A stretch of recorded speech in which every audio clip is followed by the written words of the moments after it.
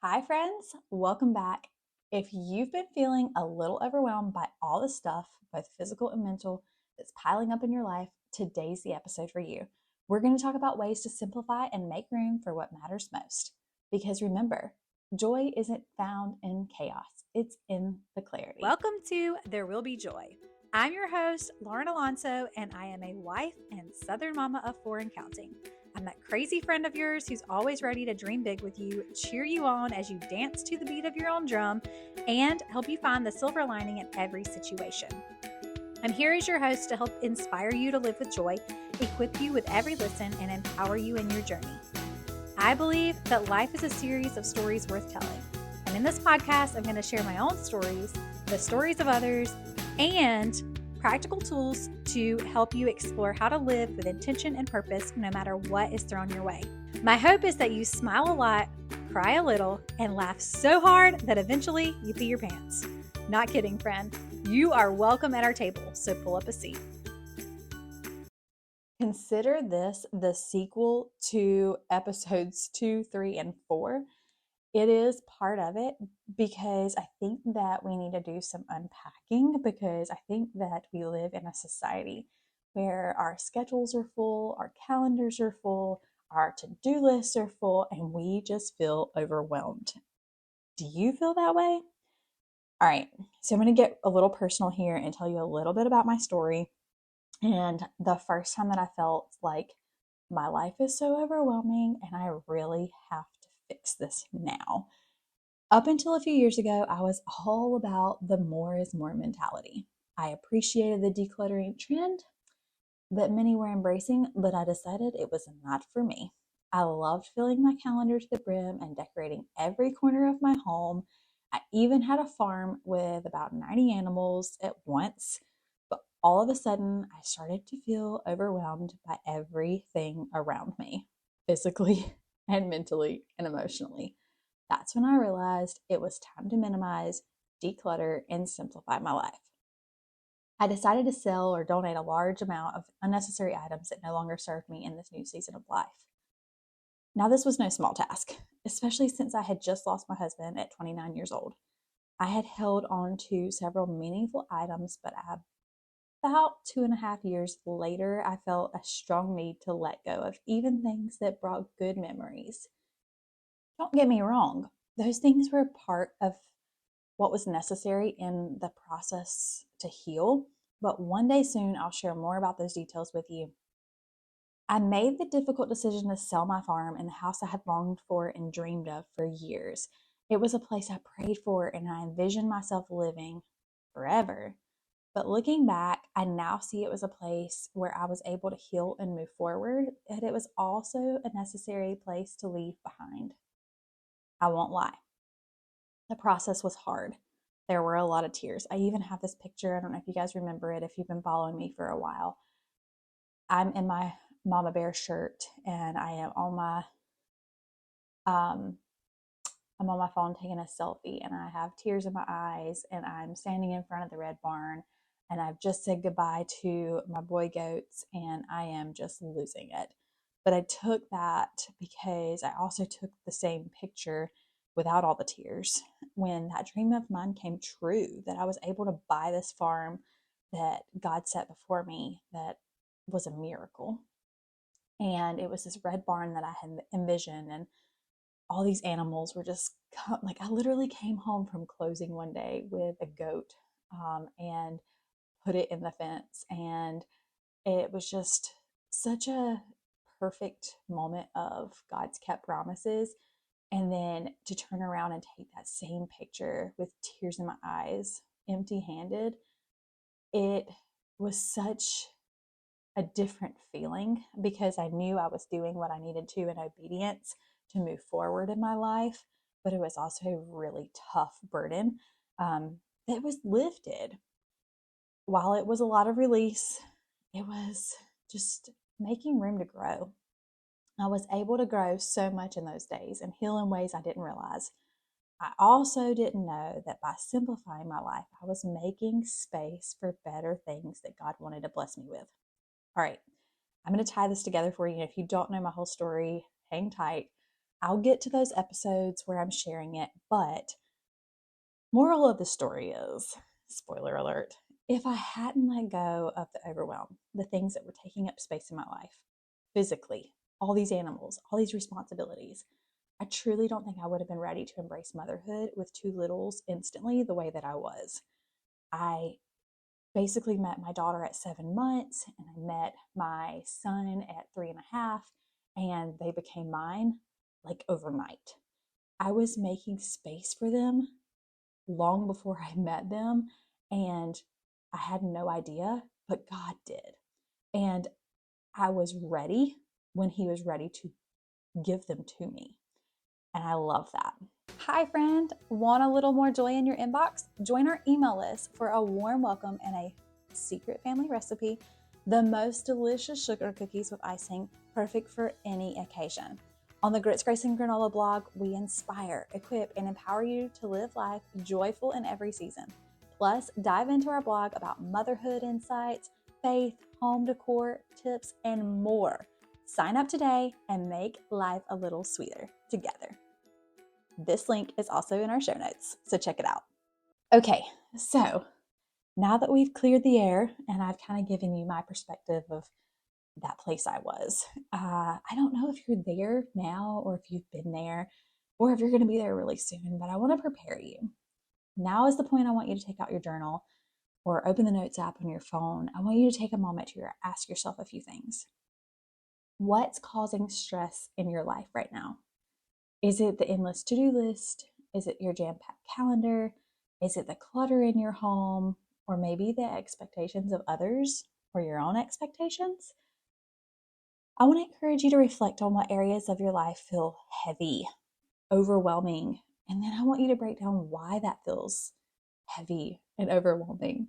Identifying these sources will help you know what to start, like what area to start with in simplifying your life. Ecclesiastes 3:6 says, a time to search, a time to give up, a time to keep, and a time to throw away. There's so much wisdom in recognizing that there is a time for everything, including letting go of things that no longer serve us. God calls us to live freely and not bound by clutter or by the weight of unnecessary commitments. Okay, let's talk about decluttering just for a moment. I'm going to go there. Like I said, this is not something that I really wanted to do, but I had to do it. And now I live in such a minimalist mindset, except in my kitchen. My kitchen is off limits. Don't take my kitchen tools. All right. Let's start with our surroundings. Our physical space has such a profound impact on our mental state. Think about your home.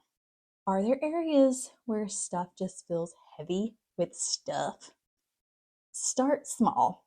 Pick one drawer, one shelf, one corner, one wall of a room and clear it out. Decluttering isn't just about creating a tidier space. It's about freeing up mental bandwidth. When our physical environment feels cluttered, it can weigh heavily on our minds, making us feel overwhelmed and distracted. Each pile of unused items or an overcrowded drawer can be a reminder of unfinished tasks and decisions deferred. Wow, isn't that the truth? By clearing out these spaces, we reduce the mental load, allowing our minds to relax and focus on what truly matters. Those values, those goals that we're pushing towards. With less visual and mental clutter, we're able to experience greater clarity, reduce stress, and a renewed sense of peace, making room for the things that genuinely bring us joy. Now, I will tell you a little secret. Up until recently, even after my decluttering phase, still had clothes in my drawer that I wore in seriously like my freshman year of high school. Now, for those of you who don't know, that was about 21 years ago. That's so embarrassing to admit. I am 35, and while I am still the same size, minus I do have a baby cooking at 20 weeks now, I held on to these things thinking I was going to wear these clothes again.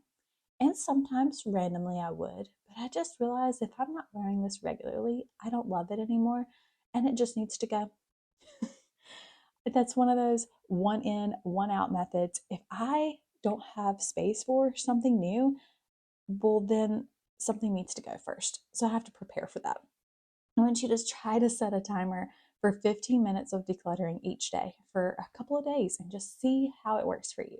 I think once you get in motion, you're going to stay in motion and you're going to continue loving this over time. And it's going to make you feel freer, lighter, less burden.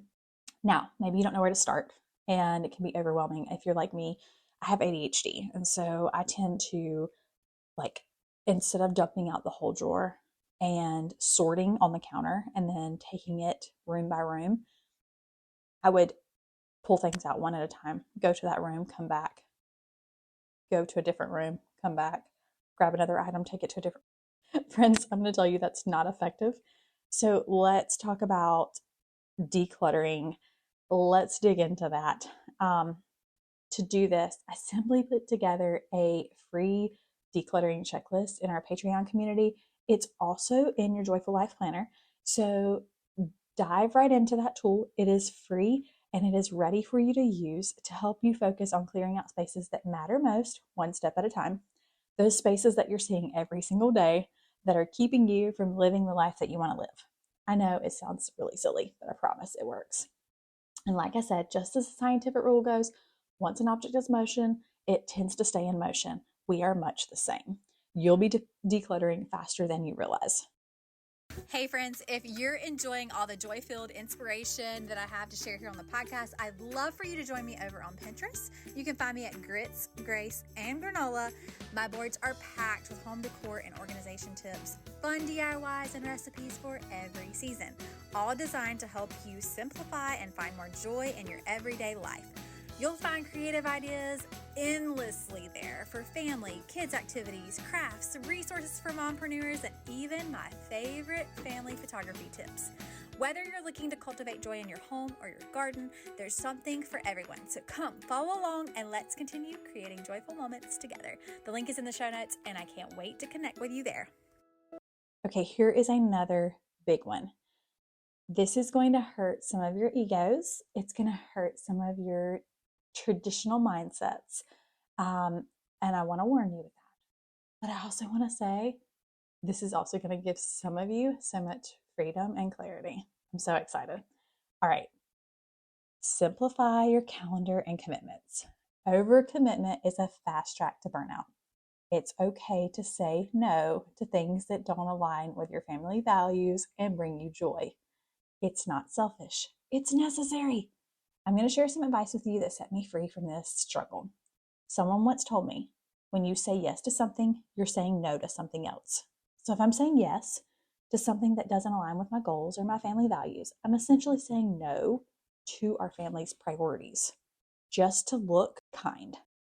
And I really don't care about looking kind, okay? I really care about reaching where we want to grow together as a family. So I want you to make a list of things that truly matter in this season.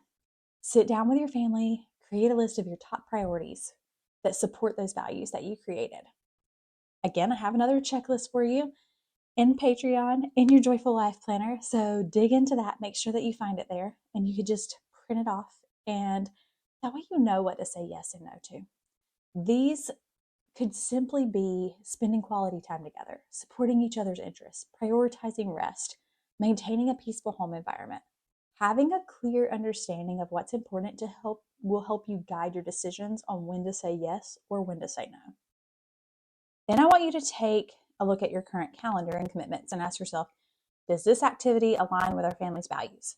Does it bring us joy? Or is it adding unnecessary stress? Are we doing this because it's truly important to us? Or are we feeling pressure to do so to keep up with others?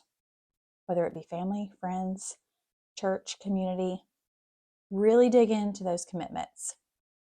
Then I want you to identify and eliminate the non-essentials. This one is going to be freeing. Once you've reviewed your commitments, identify which ones are non-essential or don't align with your values. It could be something such as an extracurricular activity that's no longer exciting your child, or a social obligation that feels like a burden. Remember, it's okay to step back from commitments that no longer serve you or your family. Now, I'll share an example of this with you. My son, we really wanted to get him involved in sports. We wanted to be part of the community. And so we signed him up for baseball. Now, a little inside knowledge about my family. We're very high energy people. I loathe baseball. Love you, mamas that are on board the baseball train. But my whole family, at least the ones that I'm aware of that are old enough to know now, I'm ADHD, my husband's ADD, my son is, and we went to one baseball practice. He was bored out of his mind. Now we were freezing. I had a 6-month-old in my carrier, my 2-year-old beside me, my husband standing there, and we're watching our son in the outfield kick dirt and make a pile of dirt, like build it up with his feet. And we're like, I told him, I was like, soccer or basketball, something that keeps him moving, high energy, focused, and also sports that we actually enjoy. But baseball is not it. And then we also found out that it's really hard to make sure that they get to bat. They're not going to get to bat every inning, if not even every game. And he was 5. And so it was like, okay, this is permission to quit. Before we get too far into this, before we overcommit and we all end up hating this and being miserable, let's just move on. So we decided to wait till he was a little bit older. And he was not upset about it. He was very understanding. And we've decided that we're going to put him in basketball. I believe this winter. We'll see. But I think that he will enjoy it so much more. And he will get to play and he will continue running. And it will be wonderful for all of us because we'll be able to cheer him on. Otherwise, are we going to cheer other kids on? I mean, sure. But goodness, that would have been a disaster. All right. Set boundaries and learn to say no. Practice setting boundaries by politely declining invitations or requests that don't align with your family values. Some of you guys are going to have a really hard time with this, but I really want you to practice. You might say, thank you for thinking of us, but we've decided to keep our weekends free for our family. Saying no can feel uncomfortable at first. It's a powerful way to protect your time and your energy. Just because something is good doesn't mean it's good in every season. This is something that we just did with my daughter's birthday. We are not big party throwers. We like to keep things simple. And my mother-in-law actually told me in conversation, she's like, hey, why don't you invite Adam's sister and her 3 kids? And then it would be Adam's brother and his girls. And we're in the middle of selling our house, guys. And I'm just going to be honest, like, we have 3 kids, little kids, and I have a 4th, but he's grown and out of the house now. But we have to constantly get our house ready for showings and packing, and we get very overstimulated and we are very introverted. We love spending time together, but crowds overwhelm us. And so we sat and thought about it, and there was pressure there to make sure that we invited his side of the family. And then I invited my mom, and then I realized, well, then I have to invite my sister and her kids, and then I have to coordinate everyone's schedules. And guys, I just started unraveling, and I was like, no, we're going to do this like we always do this. It's just going to be the grandparents. And it was perfect. Now, there were only 3 other people here. Okay. So Papa, Grandma, and Yaya. And it was just enough. And as soon as they left, after only being here for an hour, we were like fighting for our air to breathe because we were so ready to move on with our night and get back into our routine. And we were like, man, can you imagine if everyone would have brought their kids? And while we have a very open floor plan, the ceilings are like, it just feels closed in. But it was just enough that we didn't have kids bouncing off the walls and we didn't have fingers, like all the work that I have spent going into making this house ready to sell and get ready on the market would have, I just would have been a wreck. And so to keep my peace, I said, nope, we're going to do this on her birthday, which was a Monday, but it was a holiday. We're going to do it from 4 to 5. We're just going to do cake and presents and be done. And it was perfect. And I want you to know that had I done something other than that, I would have been very, like, it may have made everyone else feel included, but it would have made me exhausted. And I had already meal prepped for the day. I had already decorated a cake for the day. Like, I was already tired. And so I'm just glad that I still didn't spend my mental energy worrying about other people's opinions. So I hope that that serves you well and you think about that and you remember that, because I want you to be able to find that same empowerment in just saying no. Today, friend, I want you to give yourself permission to say no to things that don't serve you in this season. By prioritizing what truly matters and being intentional about your commitments, you can create more space for joy, peace, and meaningful connections in your family's life. Remember, simplifying isn't about doing less for the sake of doing less. It's about making room for what really matters. As you're doing this, I want you to think about establishing daily and weekly rhythms that prioritize rest and connection over busyness. What would that look like? Maybe it's a family game night, a quiet morning coffee and a good book, a weekly walk to catch up with your spouse or your kids. Think about what rhythms would bring you joy. Okay, Matthew 11:28 says, "Come to me, all you who are weary and burdened, and I will give you rest." God invites us into the rhythm of rest and renewal. By simplifying our schedules, we make room for rest that He promises. Rest is important, especially as we move into mental rest. All right, let's talk about digital clutter. Our phones and computers can easily become overwhelming with notifications, apps, endless social media scrolling. For me, it's the tabs on my computer. I probably have about 30 tabs open. Okay, maybe not that many, but my screen is so overwhelming. I do usually keep tabs open in my phone too, and I have to remember to clear them out because they're taking up space. And it's also causing my phone to die quicker, right? Take a moment to audit your digital life. What's serving you and what's just noise? Simple things like unfollowing accounts that don't bring you joy anymore, as I like to call that cultivating your feed. Put things in front of you that only bring you joy. If someone no longer brings you joy, hit that unfollow button, girl. Setting screen time limits might also be an option, or designating tech-free times in the day that help you decrease feeling of overwhelm in your daily life. Another thing that I do in this area is I turn off notifications when they aren't necessary, or I move apps where they're a waste of time, or they're taking up space on my front screen. You might also take a hiatus from social media in general. It will be good for you, whether it's a week or an afternoon. Something like that will be super beneficial for you, and you'll be like, wow, it's been stealing so much of my time. One of the things that I do with notifications, I'll have like my messenger apps on, but I won't leave notifications for likes or comments. I'll designate certain times of day where I'll go in, and since social media is my job, so to speak, I only designate, 10 minutes or 20 minutes at a certain part of the day, and I don't respond to them as they come in. And that is just to keep my mental peace, where I can designate work times that work for me. But that's another topic for another day. The goal is that I want you to be mindful of what you're consuming, both online and your daily life. I want you to choose content that uplifts you, educates you, or truly entertains you. Remember, what we consume can either feed us or it can drain us. Whatever you feed keeps coming back for more, right? That's why it's called a feed. This can even be your TV time, or the movies you're watching, or the series that you're binging on Netflix. Consider a digital detox this week. Share your experience in our Patreon community because we'd love to hear what you discover. Hey friends, let's keep this conversation going.